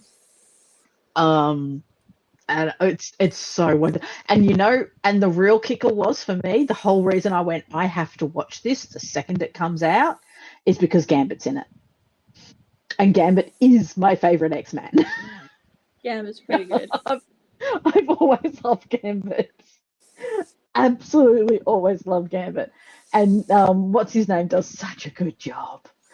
And that's one of the reasons why I'm like, okay, what do I have to catch up on now to watch the next Avengers? Because Gambit's in the next Avengers. Yes, I've seen the trailer through I viewers' I reactions to saw the his trailer. stuff. But I saw him with his card and I saw the stuff and I knew exactly who it was. I'm like, I don't even have to watch the Hell rest of yeah. this. I'm sold. I don't give a shit how bad the story is. It's got Gambit in it. I Valid. love him. I've always loved him. I love Gambit so much. With the character, got- and look, the actor that they've got is good They as got well. I Alan like Cummings him. back as Nightcrawler too, didn't they? Because I they think got a so. lot of the original cast back. They've got a lot of the originals. They've definitely got Patrick Stewart and Ian McKellen. Sir Ian. Yes, Ian. I don't know how big a role they'll have because they're not exactly young anymore. So I'm kind of hoping they sort of do the older mentor, oh shit, things have sort of happened here. You guys have to go do this sort of thing. Yeah. I've seen the trailer a couple of times and I watched Vera's reaction to it, and I do agree with a lot of things she said. Yes, same. But at the same time, I'm like, but the nostalgia's sort of the point at this stage because there's really not much else going for the Marvel Universe. My biggest problem is, and this is what really pisses me off, and I have complicated feelings about this because I also know that one of my favorite authors amended some stuff in one of his books to further suit his sequel, Tolkien. Tolkien made a few adjustments to The Hobbit to make it fit better with Lord of the Rings when Lord of the Rings first came out. Namely the Riddles of the Dark, just a couple of lines in there to make the ring a little bit more sensible. Yeah, I understand it to a point, but I've heard that they're re-releasing the last Avengers, so Endgame. Was that the last one? What was the last one? The last actual Avengers. Endgame. Yeah, when Tony dies. They're re-releasing that. The Endgame. And they're changing things in it to justify Doctor Doom coming in. So rather than spend the last 4, 5, whatever how many years building up Doom, because it was meant to be He Who Remains was meant to be the next big bad guy, and then they've gone and got rid of him. And because the actor was a fucking asshole. Yeah, well, that too. But rather than spending the time in the films leading up to Avengers Doomsday building up Doom and creating like strings like they did with the original few phases, they've gone back to the last movie and they've altered bits in it to make it like build up to Doom. So it's like, oh, Thanos is just the beginning. There's more nasties out there. Is that what we're going to get at the end of it now? Like... I mean, if they have to, give Doom his own movie. Doom his own movie. He's a decent bad guy. He is a very complex bad guy to the point where he has a country that he runs in the comics, and his citizens love him because he's protecting them. He does it for his own purposes, but he's a good ruler for them. Yeah, he does his job. He does his job, and he does it for his own ends, but they don't know that. They just know he's, they get clean, fresh water every day. They've got jobs and food, and, as far as they're concerned, he's a good guy. And for him to be an unmasked bad guy is actually like a big deal in that universe. So it's, I don't know. I've got complicated feelings. I get why, because the Russo brothers haven't done a lot of these films, so they haven't really had haven't had the ability to feed the storyline in. But at the same time, it's like, well, you got to work with what you got, guys. Work with what you got. Maybe make it, maybe make the first film, like maybe he does. Maybe the first film is just introduction of this character. Here's the thing, is the thing that was fun about phase 1 and 2 was that, like, they were still grounded in the sort of human problems. Yeah. And now they keep trying to up the stakes and up the stakes and up the stakes. And I feel like they would just do so much better if they just dropped all of the stakes that they currently have and went back to basics again. Yeah. Yeah. Because Or they keep didn't trying have to one-up grow in the first themselves. place. Yeah. They And didn't it's have just to grow in getting the less first and less place. plausible, yeah. Yeah. Look, okay, look. The idea of the multiverse collapsing. So the setup with Loki 2 and him holding the multiverse together like as if it's the tree, is enough of a threat. Like, there doesn't have to be a big bad. It could just be the multiverse is falling apart and they have to figure out a way to save it. Like, it doesn't even have to have a big bad at the end of it trying to destroy everything. It could just be the worlds are colliding, the different Earths are starting to smash together. We've got like the Avengers meeting up with X-Men, meeting up with the Fantastic Four. And everyone going, our worlds are going to get destroyed if we don't fix this. Because at the end of the day, that was the big bad in Loki, was the Loom. Like, the Loom was the big bad. It'd be so entertaining if they actually did that, and then they think the big bad is going to be the one holding all the strings, crashing all and these they find worlds out Loki's together, actually saving show everybody. up and it's Loki, and they immediately go, "Oh, what the fuck are you doing?" And he's just there like, "I'm doing my best, guys." Yeah. Yes. Yeah. And it would be true. Really Loki funny. Is, what the fuck do you think I'm doing, guys? You know? Yeah. Because that'd be a really funny way to do a Thor Loki reunion. Have Thor show up trying to stop this imaginary big bad from destroying the multiverse, and it's his brother, and he's like, "Brother, I must stop you. You're doing this. You're gonna destroy everything." And Loki's like, "For fuck's sake, man! Can you go and do something useful?" Well, it'd be really funny because it would be a classic example that we've had it would fit the pattern of behaviors of Thor, also too, because for the best but assuming the worst out of his brother. Yeah, but also too, and for once he's wrong. But Thor doesn't believe that Loki, like this, if he sees this Loki, he doesn't know that this Loki has grown from the Loki he knew and died. He just knows him as another Loki. So for him, from his perspective, this guy could be like true evil, you know, for all he knows. And I do enjoy the fan theory that in this trailer there's a scene where it looks like Thor is in the TVA. It really does look like he's in the TVA with the loom in the background in like a light source. And that's when Captain America turns up. And and you hear, "Hey, buddy." And I really, really hope, like, I'm actually hoping that Steve Rogers isn't back. This is just a cameo, and that's actually Loki, because Loki would know. Good. But Loki would know that Thor wouldn't trust him. But Thor holds out manure, and Captain, in inverted commas, takes it. And if that ended up being Loki, or at least a projection of Loki, because Loki's sitting on the throne, you know, at the end of time, and Loki saying, "It's me, trust me. I need you to do this." It would also be really funny because remember in the Dark World where Loki impersonated Captain America as a joke? Correct, exactly. It would be such a callback. It would be such a callback. And it would work really well. And but just bear in mind, this Loki didn't do that. Technically. This Loki didn't do that. It.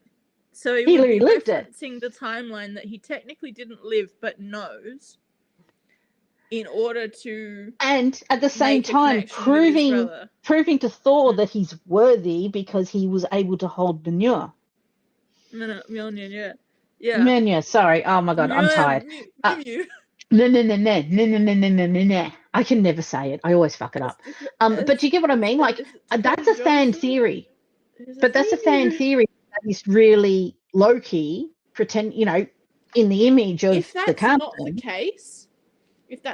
case, it'll make a really excellent fanfic. But also too, but it's the perfect way to bring back Chris Evans, but at the same time not bring him back. Yes, indeed. Anyway, I was looking, there was only a few more on the list. So, Phase 5, which are the ones coming out at the moment, Fantastic Four, First Steps. So that's the new Fantastic Four one that I haven't seen. I never liked Spider-Man, them. I never liked the Fantastic Four. Spider-Man Brand New Day is the name of the new Out now. Spider-Man film. Literally right out now. Which out today, or yesterday actually. Do you remember that Australian film called Brand New Day with Jessica Malboy and Jeffrey Rush? From the I remember it vaguely, but I don't remember what happened in it. Yeah, I remember the name. It is not the vibe of Spider-Man anywhere in the least. It is the complete opposite vibe. And so the fact that this movie is called Spider-Man Brand New Day and it just reminds me of that film cracks me up. There's a lot of singing and dancing and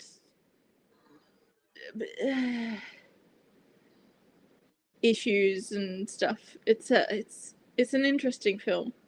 Good film, but very different vibe to the Marvel grunge they've got going on at the moment. And then we've got coming out next, Avengers Doomsday is at the end of this year, and then Avengers Secret Wars next year. So, I haven't seen really most of Phase 5. No, I haven't seen most of them either. And that's only the movie. But there's so many TV series. But there's so many TV series, and the one I really like the what was it? What was the cartoon one called? Not Unexpected. But they were universe hopping. They had the Watcher in there, and they had like Carter was Captain Carter instead of it being Captain America. She was Captain Carter. And they had a world where zombies. Right. What was it called? What If? It was called What If. What If? But I really don't want What If to have any bearing whatsoever on this movie, because even though it was fun, like I watched the first season, but I sort of went, I'm not watching the second season, and I think there's a third season now, and I was just like, I'm so over it. Like they had to go bigger and better every time too, so they've ended up in like multiversal fights with multiple infinity stones and all that sort of shit. And I'm just like, you know what? You don't have to go big. It could just be like, as I said, like we don't need Doctor Doom as a bad guy. The multiverses could just be falling apart. Maybe Loki's getting weak. Maybe Loki can't sustain what he's doing, and they need to find a solution to fix it. Moon Knight. That was one of the other ones that we saw. That was good. I haven't seen Moonlight. I've seen a lot of clips from it, and I'm really intrigued because it was Egyptian mythology, which I really like. Egyptian mythology. Very good. And if you need any other reason to watch it other than Oscar Isaacs is hot as fuck, it's also Egyptian mythology based. I need a lot more reason than that. He's also a very talented actor. I am embracing my I'm embracing my demi identity here. I thought you had seen it because it was I thought we had a discussion about the representation of dissociative identity disorder, which is analogous to his character. Had that discussion because I used to read the comics. Right. I have not watched the TV. See, I am running on such old data. Like I remember a lot of the comics from like the 80s and the 90s, and obviously a little bit older ones as well, because they were the ones that my brothers had around. So I've read a lot of the comics, and so like something comes in and David's like, do you know this character? I'm like, this character was blah blah blah blah and blah blah blah blah and blah blah blah blah. I said, but that's in the comics from the 80s and 90s. It might not actually be in the movies. So I'm just running on Yeah. all old data. But I mean, what else do you do? Like, you can only continue on for so long and watch so much and read so much. I mean, you know, let's not look at my to read list. Yeah. The most recent shows, WandaVision, The Falcon and the Winter Soldier, Loki, Hawkeye. I've Yep. seen all Oh, I of loved those. Hawkeye. I I've loved seen Moon Knight and Hawkeye. I've seen Miss Marvel. I haven't seen She-Hulk Miss Attorney Marvel. at Law, I did watch that as well. I haven't seen Secret that. Invasion, I have not seen. Echo, which I think is that character, the Phase character, right? I think so, yes, because I think it's her Apparently, backstory. And no. Echo is the she's the daughter of the gangster in Hawkeye. right. Okay, so there's an Echo show. I haven't seen that. That came out in Yeah, 2024. I go through a because long she's 2024. all about hearing, like Hawkeye That makes was. sense. Yes. Mm. Ironheart, have not seen. Wonder Man, have not seen. But I don't know if those are like proper Marvel ones or not. I don't know. Oh, Because it has, oh yeah, Marvel Television. I sent it to And David. then I Spider saw Noir.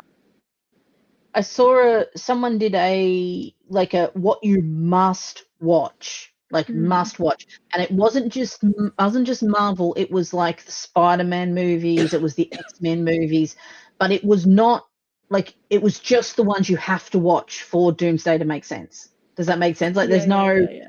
like, you don't have to watch,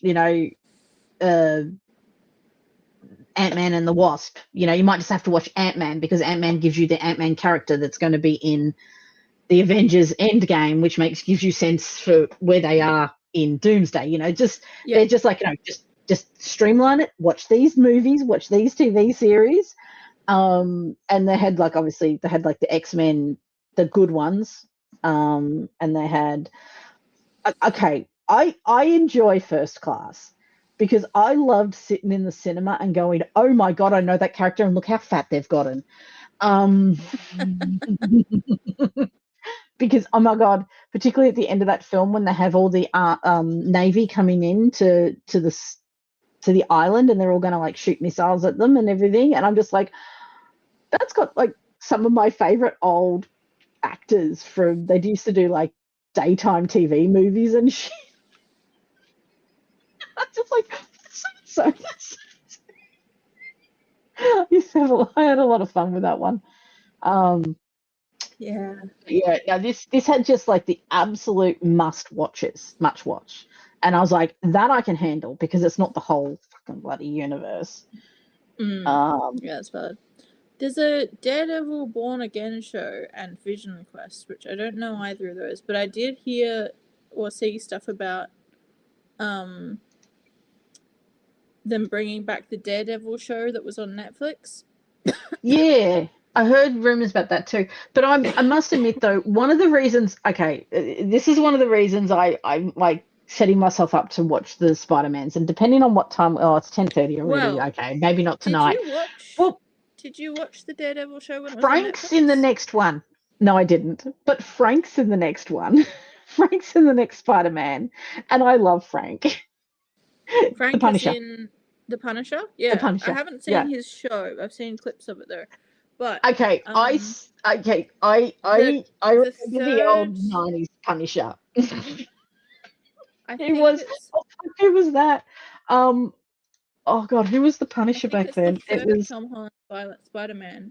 They bring Daredevil in for a cameo. Yes. Because he needs a lawyer. And he's brought in as the potential lawyer. And I think that was the reintroduction of the character. Same actor, which is really good because the casting in that Netflix show was fantastic. And I think then they rebooted it kind of, well, they brought the show back. I'm not sure whether they retconned stuff or not, but there's 2 seasons of the new Daredevil with the same cast.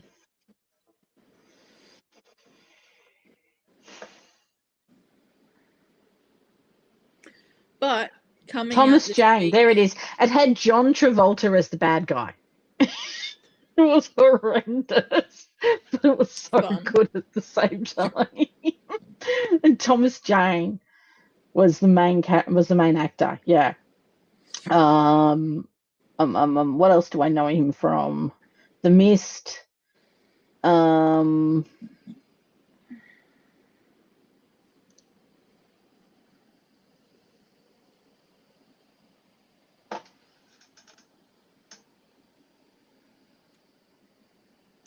Saying here he's got an upcoming in Star Trek Strange New Worlds, and he's going to be Bones. Huh. He's not Bones. I thought that was the Kiwi guy. Yeah. He's in The Expanse. I haven't watched that yet. Carl Urban. My brain was going Keith Urban for a second. I was like, nope, that's the country singer. Carl Urban, that's the guy, isn't it? He was also in The Boys. I haven't watched The Boys either. I'm not up to date. I watched the first 2 seasons, maybe. I think there's about 3. There's at least 4 seasons now. I don't think I've seen the most recent 2 seasons. I'm honestly just so burnt out of superhero movies. Like, I haven't watched a lot of superhero movies for the last couple of years, which is why I'm so behind on the MCU. The Boys, because even when they're bad, he's Burke Hicks in Face Off. Okay, yeah. He's in the Crow City of Angels. That's where I remember his face from. It was kind of refreshing for superhero burnout, because the whole premise of the show is that all of the supes are fucking assholes, and this one guy just wants to kill them all. Yeah. Oh, yeah, no, I get that, but I was just done, absolutely done. Yeah, that's fair. Nemo, yeah. I remember, if you ever do get round to it, the color grading and like cinematography on the first I will watch it eventually. It is on my list of shows I want to eventually watch. Yeah, no, I do want to watch it eventually. I struggle. I'm also not in the mood for it at the moment, which is why I'm not up to date. But I do remember when I first watched the first season, I was like, good God, this is a gorgeous, like, gorgeously well put together piece of cinema. The writing was good, the acting was good, but the cinematography and like just how they made it look was just gorgeous without feeling like it didn't fit the world, if that makes sense. Yeah. You know how you can film something in a way that is so beautiful to watch, even when it's like it doesn't feel like you're putting a filter on something that makes it doesn't feel out of place, because it's a grungy, horrible world at the same time. But like they make the grunge and the horrible and the gore just really well, like, done. It's just it's like when they actually even when they're blowing it right up. Yeah, but it's like when they actually get the filter right when they film in Australia. The color grading is gorgeous, and it's like they don't shy away from using color and symbolism and lighting and stuff like that. I think as a lighting nerd, it really, like, I really liked it. You don't care much about spoilers, right? Nah, never do. Yeah, because the first season, there's a guy with impenetrable skin who can turn invisible. Yeah. And he's a real Who shoves something down his throat? No. Worse. Better. The other direction? They shove a stick of dynamite up his bum and blow him up. Yeah. And he explodes. How's that for pattern? How's that for pattern? But Yeah. how's that for pattern recognition? You said he's impenetrable string. I said, okay, so which orifice do they put it in? Yeah, because it's the boys up the ass. He had it coming. Oh dear. It's yeah, very interesting show. Oh dear. Yeah, I think it might be bedtime. Yeah, I still haven't seen Thunderbolts, and that was one that No, I I've keep been getting told meaning I to have to watch it. I do really want Yeah. to, because it's got a bunch of characters that I love in it, all being put together. Correct. Yes, me And I too. just haven't been in the right mood to watch something new like that in a while. But I do remember, because when I was watching like Mighty Nine and stuff a few months ago, it was on the home screen for VidBox, and I was like, "Oh, I should watch that. That would be really good." But I still haven't got around to watching it yet. See, my problem is I not only have to be in the mood, I have to have the brain power, and I have to have the energy, because my kids went to bed 10 minutes before we went live tonight. Yeah. Yeah, Well, and in between all this, I'm trying to edit a book. If I can convince you to watch something new, you should watch The Mighty Nine. Well, I've got well, now I've really in my head I've teed up the Spider-Mans. I think I want to watch the Spider-Mans. Spider-Man's I think is a I want to good get them. option. Yeah. Even if I skim like the first one, because I really hate the origin story. I'm so over the origin story. I don't care anymore. Now that I think about it, they kind of skim over the origin story in like a 5-minute recap. Which is why I'm kind of more inclined to watch it, because of that. It's still very much a teenage superhero story, but it's Tom Holland and Zendaya, and they're really fucking good together. Oh yeah. Oh, they're just such sweeties. They are really such sweeties. Particularly once it gets onto the later movies. Like the first movie, she's not in it as much because he's like obviously crushing on her, but there's less interactions. They're still building up to the thing. By the time it gets to the third one, it's really, really good. Yeah. And then so I've got the Spider-Mans that I want to catch up on, at least them. And then I will go back. I think I might, because I do want to watch the new Avengers, if only just to see if Loki turns up. Can you tell who one of my favorite characters is? And Gambit's in it. I mean, I have to watch it because Gambit's in it. But at the end of the day, I want to minimize how much I'm actually watching. Like, so I think that like minimal list that I found, I'll send it to you, because it's like a real minimal list. It's like, these are just the ones you have to watch. Like, don't worry about the rest of them. But I'm not going to get stuck into the TV series because there's just too many of them and they're just too long. And I'm just like, you know what?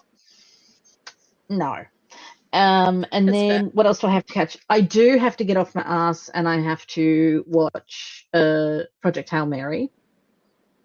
Yes, I need to see that. I haven't seen it yet either. I do need to see it. I want to read the book. Have you and I want to watch Ted Lasso yet? No. Because season 4 starts airing this week. It's just not in my interest levels at the moment. I haven't even watched The Expanse yet. See, Ted Lasso wasn't or For All in Mankind my interest either. And then I started watching it and realized this is such a phenomenally written show and such a phenomenally performed show that even though the subject matter is something I would usually have zero interest in, I'm hooked. I mean, I'm currently I'm still only that. I've got about 100 pages left of this book, which I'm really enjoying, and I still can't finish it. And then, because it turned up the other day, I had to start reading the other Bennett sisters. Yes, of course. I had to. I've already rewatched the series. It's actually interesting because I am putting up with, this is all telling. It is all telling. But it's all telling in the same way that Jane Austen used to do telling. Like, this is the character, this is their background. Storytelling. Yeah. it's sort of a storytell, so I can handle it. And then I've got that perimenopause book that's bloody pissing me off. Like, and not because it's badly written, it's well written. It's just because the subject matter's pissing me off. I just got so much to do, and I've got to edit my book. I haven't touched my book in months again. Months, weeks, at least either. weeks. I haven't touched Yeah, any of but my books. I've got my editor waiting for me to finish so I can give it back to her. But then I had that issue where I had the corrupted file and I had to find an old copy and I have to put it up against this PDF copy that I've got that I was reading through. And I've got to literally go line by line and I'm up to like chapter 8. And it takes a lot of effort because I'm literally got them side by side, line by line to make sure that they're the same. And it's killing me. Once I finish it, it's going to be a quick stretch to finish the rest of the chapters. But I just got so much to do. These kids are killing me. I love them to death. I love my kids to death, but fucking hell. Something you would enjoy about Ted Lasso if you get to it one day. It's not teenage plots. Angst.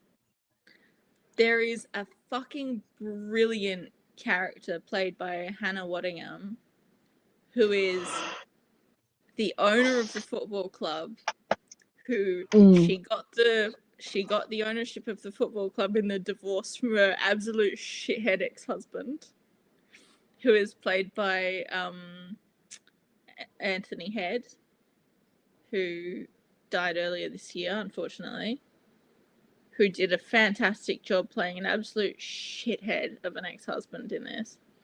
Smarmy bastard. And her whole goal for the first season of the show is she's trying to run this club into the ground to spite her ex-husband. And it's such a brilliant character arc. I love her so much because she's so brilliantly written that you see her in the first episode and you go, oh no, I hate everything you're trying to do, but I understand why you're doing it. I'm kind of rooting for you anyway. Yeah. I've got a character that I'm trying to do that with myself, that you sort of go, I fucking hate you, but yeah, thank you. They also you know? they have such a variety across the cast that they get to do so many different types of character arcs, and they do it so well. And there's this young kid who's like the prodigy player who's an asshole, and he has such a brilliant character arc. And I've fallen in love with this type of character arc because now they're doing it on Critical Role with Matt Mercer as well at the moment, and it's immediately you fucking hate him. And then the longer you watch him, you're like, oh no, you're gonna make me like this character. And then they do. They succeed and they pull it off. It's like the inverse villain arc. They start off as the real asshole, and then by the end, you fucking love them. Beautifully done. Beautifully done. But yeah. Season 4 starts this week, and it's going to be airing for the next few months. And they finished, the 3 seasons finished with like a pretty decent arc narratively for the original club with all the men players. And so season 4, when they bring it back, is now the same core coaches and staff characters that it was circling around. Not all the same players, but some of them who became coaches. So a lot of the core cast is now starting a women's team for the same club. Oh yeah. So it's gonna be. I saw the trailer for it the other day for the first time, and I was like, "This looks really fucking good." Oh, you know what else would be really fun that I haven't watched yet? That Ghosty also wants to watch. Maybe we should all watch it and yap about it for a stream. Have you seen the clip? Have you seen the clips for that show called Ride or Die with Hannah Waddingham and what's her name? The lady who plays She's a black actress who is in some of the NASA movies and some of the historical movies. She's really good. I should know No, her it's not name. ringing a bell. I'm sure if I watched the clip, I would probably go, "Oh yeah, I've seen clips for that," but it's not ringing a bell at the moment. But that could also just be because I'm tired. Hannah Waddingham is basically playing like a James Bond level character. I'm sorry. What's the correct response to this lady? I'm still not sure. Oh, I like her. Yeah. I like her. Yeah. It's like two best friends, and one of them's an assassin. I've seen the clip where she goes, "So you're an assassin?" And she goes, "Yes." It looks that's so the good. clip. Yeah. Yeah.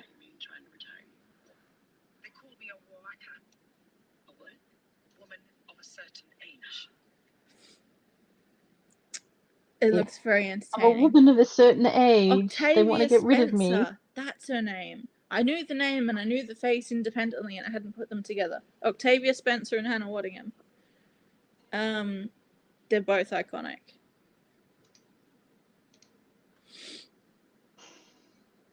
But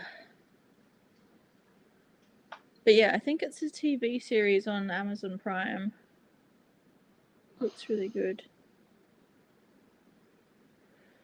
Jesus, I don't know if it's I honestly all didn't out realize yet, I owned it.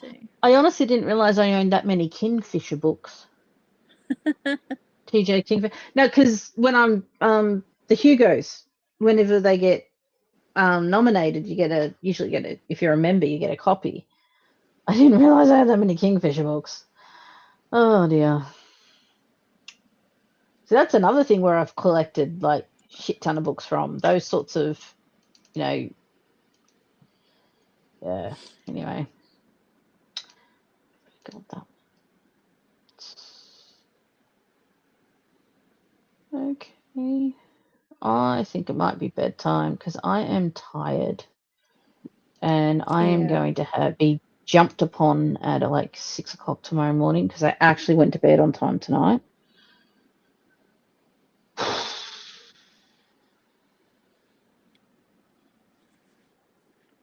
Oh my god! Bill Nye is also in the show.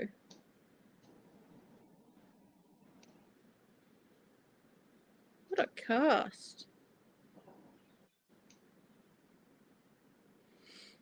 Oh man, I gotta watch this. I'm trying to see if it's all out yet. Release date. Oh yeah. Oh, cool. Oh, probably been out for a while. The entire season on the same day, so it's not like, because you know how streaming services started doing weekly releases for some stuff. Yeah. Which I fucking hate because I like to binge it. This one, they dropped the whole first season on the 15th of July, so it's all out. Yeah, well, see, that's the thing, is they're trying to get you to come back every week because then they can trap you. Yeah, well, this one, they've allowed it to be bingeable immediately, so that means that it would all be out where I can get it. And I can go watch that later. I was really annoyed. It's a really nice TV here. I forgot to bring the adapter for HDMI for my laptop. Oh, that's shit. And I haven't been able to find one, so I don't think they've got one kicking around anywhere that I've found. So I was going to watch some of my TV shows on the big, nice TV with the solid internet. And, bless you, kitty. And I forgot the adapter, so that hasn't happened. But anyway, yes, I've been talking more than I have in a long time, so my voice is sore now. I should probably No, that's all right. We shall call it a night. I've got to go to bed. I'm just at the moment sorting files, and I've got to stop doing it. I got to go to bed. I got it in my head to start. So it's amazing how quickly I was able to start sorting things once I went, you know what, fuck a list. I just want to sort them. So I've got all the books together, like all the series together. So Yeah. I still can't get over how many fucking books I own. Anyways, I might actually get around to using my eBook e-reader now. Now, knowing that I've got all these, I've got so many academic books on the Norse. It's insane.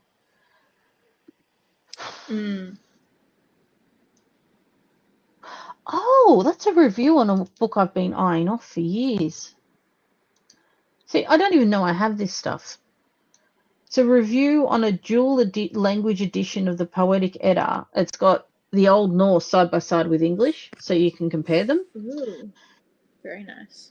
But I've been looking at it, and I've been going, I don't know if I should get it because it's like $140 for one book. Because it's an academic book. Well, I mean, you could probably find a PDF of it for free somewhere. I've probably got a PDF of it and don't know it. I won't lie. The amount of, because once I realized I could get access to a couple of those online academic sites for free, you know, all you have to do is, like, you just got to do the research yourself. You've got to do the searching. When if you pay a fee, they will like say, here's a compilation of all the books in this subject. When I can just go, no, well, I can just do the searching myself. I have got so many goddamn. That's like 90% of my ebooks is just stuff from these academic places. But this is who wrote this review. Pete Sandberg, University of Gothenburg.